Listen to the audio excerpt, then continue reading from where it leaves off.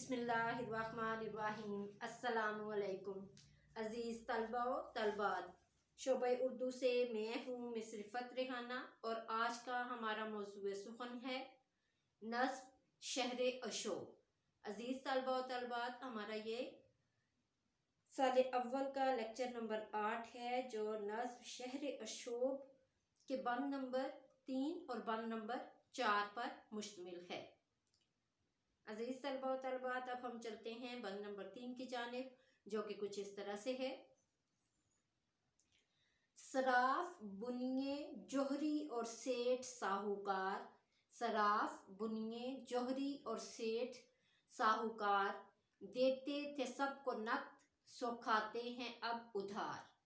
بازار میں اڑے ہیں پڑی ہاک بے شمار، بیٹھے ہیں یوں دکانوں میں اپنے دکاندار، جیسے کہ چور بیٹھے ہوں قیدی قطار بند۔ عزیز طلبہ و طالبات، اب ہم چلتے ہیں اس بند کے مشکل الفاظ کی جانب، جو کہ کچھ اس طرح سے ہیں۔ صراف کہتے ہیں سونے اور چاندی کے کاروبار کرنے والوں کو،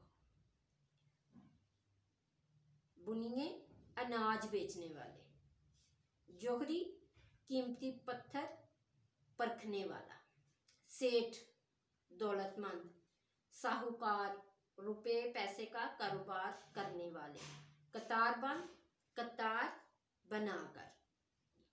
عزیز طلبہ و طالبات، اب ہم چلتے ہیں اس بند کی تشریح کی جانب، جو کہ کچھ اس طرح سے ہے۔ نذیر اکبر آبادی اپنے اس نظم شہر اشوب کے اس بند میں اس دور کے معاشرتی حالات کی خوب عکاسی کرتے ہوئے نظر آتے ہیں۔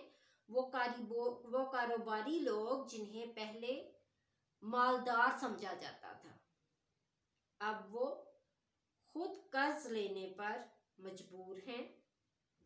آٹا، دال اور گھروں کے روزانہ استعمال کی اشیاء بیچنے والے، جنہیں کہ ہم بنیے کہتے ہیں۔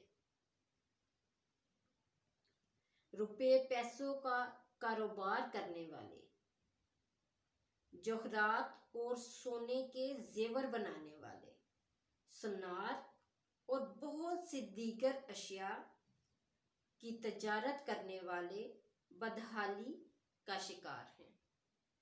کسی کا بھی کاروبار جو ہے وہ نہیں چل رہا،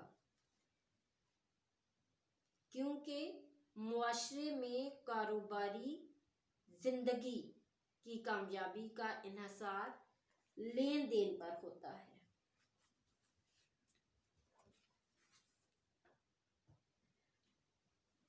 اگر لوگوں کے پاس قوت خرید ختم ہو جائے تو بازار ویران ہو جاتے ہیں۔ بازار بھرے رہیں گے لیکن لینے والا کوئی نہ ہوگا۔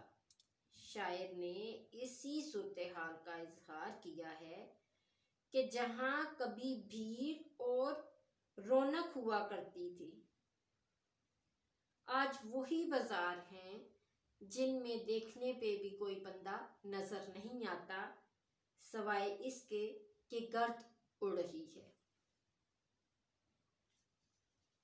جب لوگوں کی قوت خرید نہ ہوگی تو بازار کون آئے گا اور کیا کرنے آئے گا؟ بازار بے رونق ہو جائیں گے۔ دکاندار دکانیں کھولتے ہیں تو گاہک نہیں، بازاروں میں ہاک اڑتی پھرتی ہے اور دکاندار اپنی اپنی دکانوں کے آگے یوں بیٹھے رہتے ہیں جس طرح قیدی پولیس اسٹیشن پر کسی جرم میں ماخوذ قطار باندھے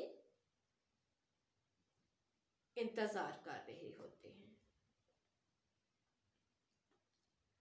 اداسی اور ویرانی کا ہر طرف راج ہے۔ کاروبار بالکل ٹھپ ہو گیا ہے، ختم ہو گیا ہے، نہ ہونے کے برابر ہو گیا ہے۔ کاروبار بالکل ٹھپ ہونے سے یا ختم ہونے سے دکاندار اپنی دکانوں میں بیٹھے گاہکوں کا انتظار کرتے رہتے ہیں، لیکن لینے کوئی نہیں آتا۔ گویا شاعر نے واضح کہا ہے کہ غریب کے پاس قوت خرید ہی نہیں، یعنی کہ اس کے پاس پیسہ ہی نہیں۔ جب کسی کے پاس پیسہ ہی نہیں ہوگا تو وہ دکانوں پر کیا لینے آئیں گے؟ جب دکانداروں کے پاس کوئی لینے نہیں آئے گا تو ان کے حالات بھی اسی طرح دوسرے لوگوں کی طرح، جیسے وہ بیکار بیٹھے ہیں، ان کے پاس پیسہ نہیں ہے، بالکل اسی طرح سے وہ بھی بیکار بیٹھے رہیں گے۔ احمد فراز کہتے ہیں، اپنی بود و باش نہ پوچھو، اپنی بود و باش نہ پوچھو، ہم سب بے توقیر ہوئے۔ اپنی بود و باش نہ پوچھو، ہم سب بے توقیر ہوئے۔ کون گریباں چاک نہیں ہے، ہم ہوئے، تم ہوئے، میر ہوئے۔ عزیز طلبہ و طالبات، اب ہم چلتے ہیں بند نمبر 4 کی جانب، جو کہ کچھ اس طرح سے ہے۔ محنت سے ہاتھ پاؤں کی کوڑی نہ ہاتھ آئے، محنت سے ہاتھ پاؤں کی کوڑی نہ ہاتھ آئے، بیکار کب تلک کوئی قرض اور ادھار کھائے۔ دیکھوں جسے وہ کرتا ہے رو رو کے ہائے ہائے، آتا ہے ایسے حال پہ رونا ہمیں تو ہائے۔ دشمن کا بھی خدا نہ کرے کاروبار بند۔ عزیز طلبہ و طالبات، اب ہم چلتے ہیں اس بند کے مفہوم کی جانب، جو کہ کچھ اس طرح سے ہے۔ محنت کے باوجود کچھ ہاتھ نہیں آتا،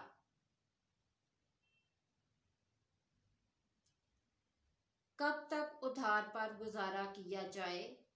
ہر شخص رو رو کر اپنے حال کو بیان کرتا ہے، اللہ دشمن کو بھی یہ وقت نہ دکھائے۔ عزیز طلبہ و طالبات، اب ہم چلتے ہیں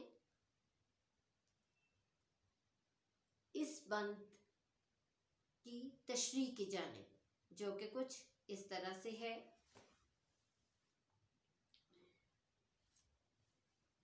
نذیر اکبر آبادی اس بند میں کہتے ہیں کہ سیاسی ابتری کی وجہ سے اس وقت سخت بدامنی